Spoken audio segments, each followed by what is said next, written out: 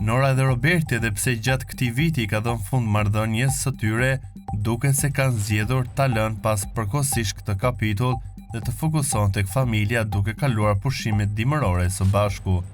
Dyshe nuk është vetëm në këtë udhëtim pasi shoqërohet dhe nga vajza e tyre Rene, çka tregon se prioriteti kryesor për të dy mbetet mirëqenia dhe lumturia e saj.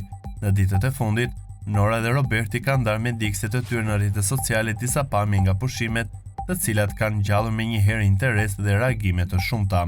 Ai që bie në sy është fakti se fotografitë dhe videot e publikuara mes tyre duket se janë realizuar në të njëjtën dhomë hoteli.